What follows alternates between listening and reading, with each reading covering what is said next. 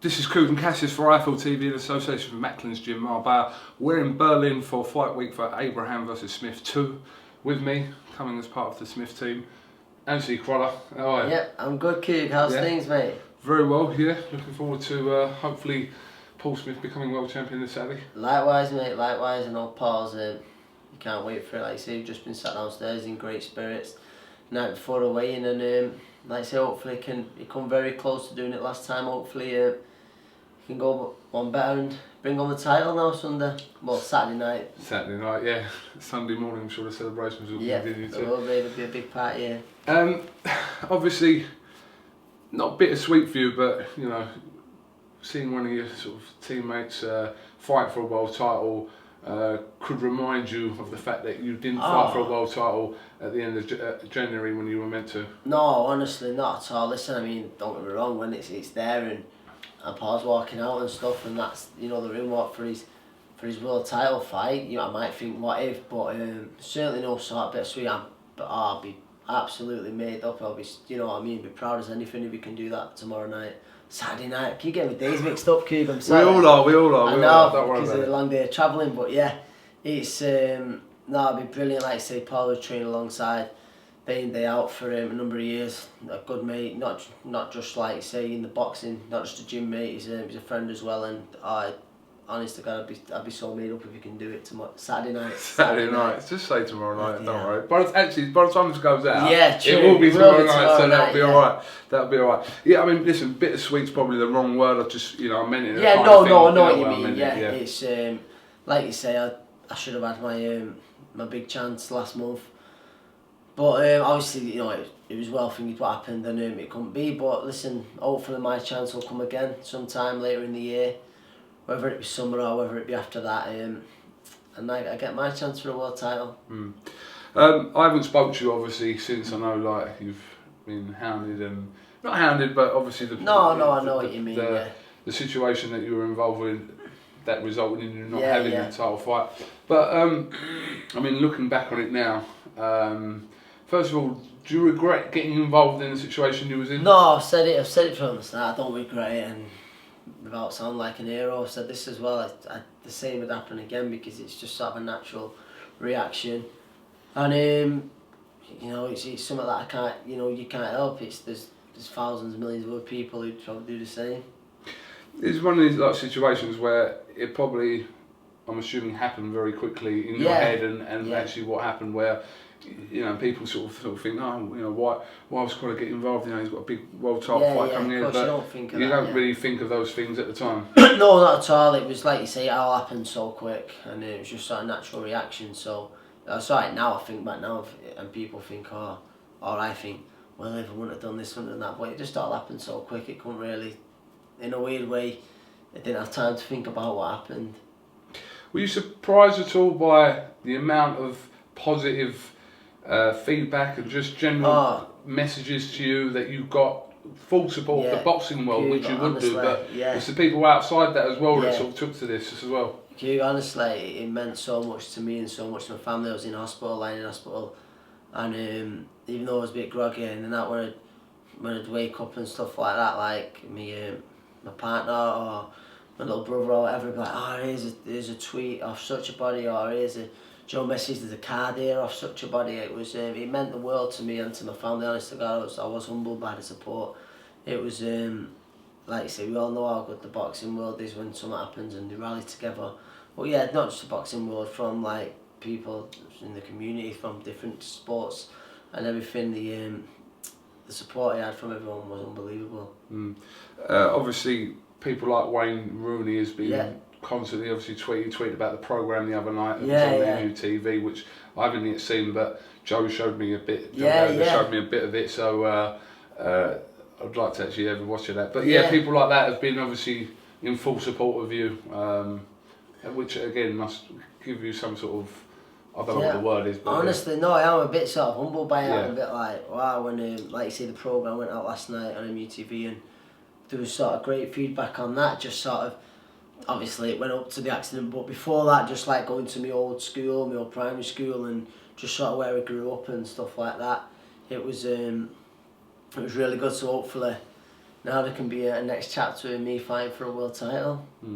So again, 23rd of January was, you know, off the menu, so to say.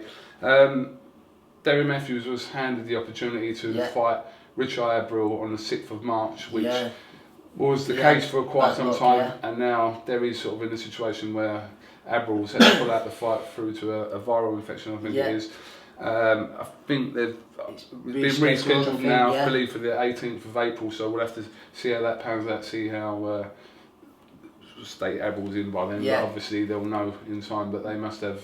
But again, you must have a little bit of like sympathy. He did for you, Derry Matthews. Yeah, honestly, I you know, and I did, you know, feel sorry for Derry. His dream shot was put on hold, but now, like, thankfully, you know, for him, for Derry, he's fighting now a month later, and so that's great. I mean, obviously it's not ideal. He's not fighting the start of March where he's been training, but you probably just give him more time to prepare, and you never know, it might work out the best for Derry. He's still getting the big night in his home city, fighting for a world title just over a month later. So things could be a lot worse for him, but like I say, I'm sure he'll be very happy with that.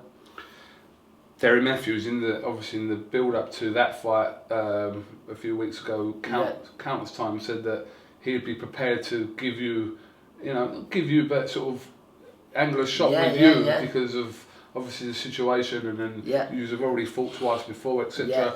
So, you know, we'll have to wait and see what happens as a result of 18th of April first. But you know, what did you think of them comments by Derry? No, it's honest. It was nice of him to say, and hopefully, like I say, Derry can go out there, win his world title, and a third fight between us would definitely be massive.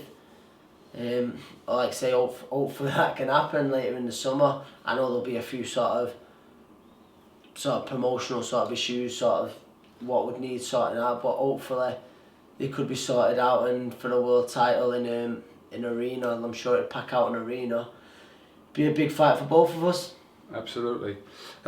Also today, Eddie Hearn announced that the WBC have ordered Kevin Mitchell to fight Linares, Linares in Linares' defence of his WBC crown. So again, could be a huge opportunity for Kevin. He wins that. I mean, there's so many possibilities. There always has been in this lightweight division we've got here. Who knows? That's it with the lightweight division that we've got sort of domestically. I've always said it's domestically. There's a few fighters on the verge of world titles, and listen, you've just mentioned two.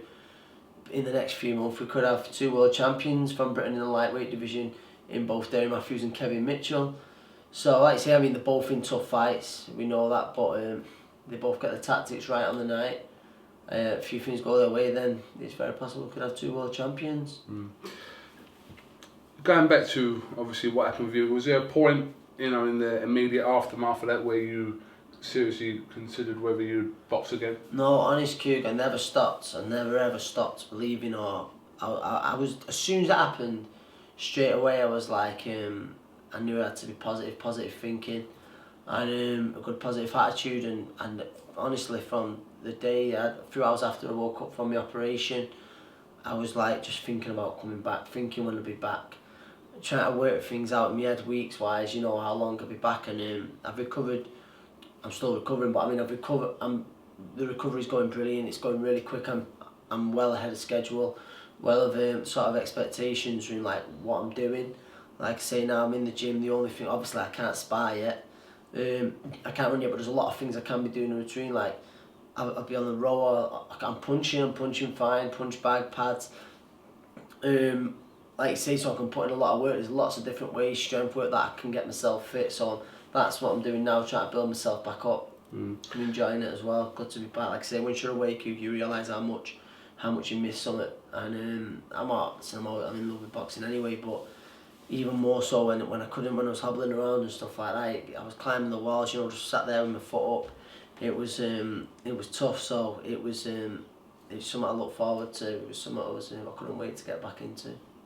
What happened to you, obviously, was from the last 6 months was on the back of unfortunate incidences, Jamie Moore and also Kell Brook. You know, Jamie Moore's still going through his rehabilitation, and Kell Brook is back in action in March. But not what did you learn from it, but is there any sort of different train of thought that you come positively as a result of what happened?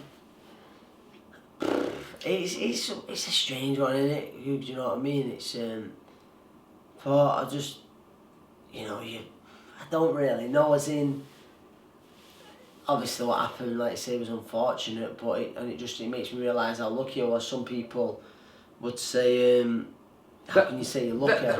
You know that term people use, everything happens for a reason. Yeah, I'm a big believer in that. I remember Eddie saying to me, actually, speaking to me a few days later, I think it was, and Eddie said something that stuck with me, was you know, I'm a big believer in everything for a reason, which I am. He says, what that reason is. Yeah. He said, I don't really know. He says, we don't know yet. He said, but I'm sure in time it will explain itself.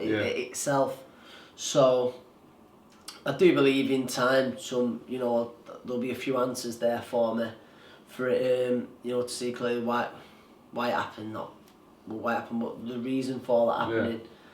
Yeah. And like I say, there'll be some positives to come out of this for sure. And like I said, I realised, like I was just saying, how much it's made me so much more hungry. My hunger was never in doubt, but like now I want to, through all the support I've had through that and stuff like that, how close it comes sort of the career being taken away from me, how much I want to succeed even more now. Yeah. Well, that's the kind of thing I meant. Obviously, they are the sort of positives that you could take from a situation like that. Was there any part of you that thought, obviously 23rd of January was your day, your world title shot, your big opportunity, any part of you after that thought that fight has gone now and may not return? Did you think that at all? Oh, I thought that as soon as the day or two after it happened, you know, I thought it's gone and I might not get my chance again, and I might not get my chance again with Richard ABRIL, but like, if I keep working hard, whether it not be next, if I have a big fight next, it's not that I want to win. Hopefully it will be for a big fight, you know, like that. If not, I win. Hopefully it'll happen the time after. If not, I have to win another big fight after that. Sooner or later, if I keep winning, that shot will come to me. Mm. Well, you're back in the gym now, like I said. You're obviously a little bit away from sort of sparring and things like that, but what sort of things have you been doing in the gym since you returned? I've been doing bits of pads with Joe, like I say, obviously on the bag, bits of strength work, bits of rowing, cycling on the guys, you know, from Watt Bike. Don't review the Watt Bikes, they're tough machines. I've been trying to do bits of them, bits of swimming. So I'm going to start back yoga next week. There's so much I can do, do you know what I mean? It's just simply like my running I can't do, and obviously the sparring not yet. There's the other exercise, like, but it's getting better all the time, Kug, it really is. Like I say, my ankle now, I was meant to be onto crutches till a few weeks back, and now I'm literally, like I just say, I'm doing all that but running. Realistically, when's the target for you for a return? Realistically, end of May. End of May, I really, you know, think that. It might be sooner. It might be later. Obviously, it depends on. I met Eddie the other day, come to see us, and depends on stuff like TV dates and stuff like that. But hopefully sometime in the end of May. But if it's a bit before, then I'll be ready. Do you know what I mean? I really do believe. I've just got to get clearance yet. Robert Smith, the head of the British Boxing Board, he's done downstairs. You saw him before. I had a quick chat with him, and he's going to let me know. Well, we're going to speak tomorrow proper what he needs from us. So I think it'll be a brain scan sometime next month to see. He'll let me know everything I need, and then I'll go about getting that done, getting back in the ring, and off we go. Like I say, I can't wait, Coog. And like I say, the support I've had's been unreal, and I think there'll be a few more seats sold hopefully now. That's what Eddie every crowd, it's hopefully a few more bums on seats watching us now as well. The amount of people who sort of just come up to us in the street sort of saying, "Oh, we're going to come to your next fight." If half of them come, then there'll be a good few extra there. So it's great, like you say, the support I've had. So, and that's exactly why I want to get the best out of myself and do it for all those people who support me. Absolutely. Just a quick final word. Martin Murray, fellow Brit, is obviously in a huge fight in Monte Carlo on Saturday night against the one and only Triple G. Lots of people were writing Martin Murray off for the fight, but we've seen what Martin Murray could do in the past against people like Sturman Martinez. he'll give it everything he's got. Yeah, without doubt, it's with Martin. Like you said, one great thing about Martin, if you look at the 2 fights, his 2 world title fights, he's raised his game. And a lot of people, if not once, if not twice, certainly once, he was unlucky not to go home with that world title. So hopefully, like you say, he'll do that again Saturday, and he certainly will have to against Triple G. Listen, there's no doubt, and it's a big ask, but I do believe stylistically, I remember seeing Curtis Stevens. He was doing all right at times with Golovkin, and stylistically, he reminds him and Murray have got similarities. So hopefully, the success Stevens had, Murray can sort of be catching and countering. He can get that off to effect on Saturday night. Listen, I'd love Martin to do it, and I'm not going to lie, I do think it's a big ask, and you know, if I sort of to pick a winner, listen, you favour Golovkin, but I certainly think he's in with a chance, like I've just said, for those reasons I've just said, and I'd love him to prove a lot of people wrong on Saturday. Absolutely. 2 world champions. Yeah, hopefully two British world champions, yeah. And certainly, I know there'll be a big party here Saturday night and back in Liverpool and St Helens. There'll be a crazy party, yeah, absolutely. Alright, well listen, Anthony Crolla, I've just got to point out it's about 11 o'clock at night. It's a late one, yeah. It is a late one, but long day travelling. It's going to be a long day tomorrow and also obviously Saturday, so... It is, it'll be worth it Saturday night when we're back here, a new world champion. Definitely. Alright, well listen, this has been Kugan Cassius. Oh, tell your mate Wayne Rooney we want to interview him for iFood TV. We want to... Interesting to him, Paul, yeah. Yeah, I want to tell Paul as well. Party. We want to do like, you know, nothing long, like 4 hours. Yeah, nah, I'm sure I'll be cool with that. Yeah, Saturday afternoon, about 2 o'clock. We're playing Arsenal, might talk about actually, you. yeah, Monday, we got you in the FA Cup. Yep. They had to put it on a Monday night as well, Old Trafford, didn't they? God. You're a true fan, you get there, Kug. I will try and get there. This is Kugan Cassius with Anthony Crolla here for iFood TV. Thank you very much.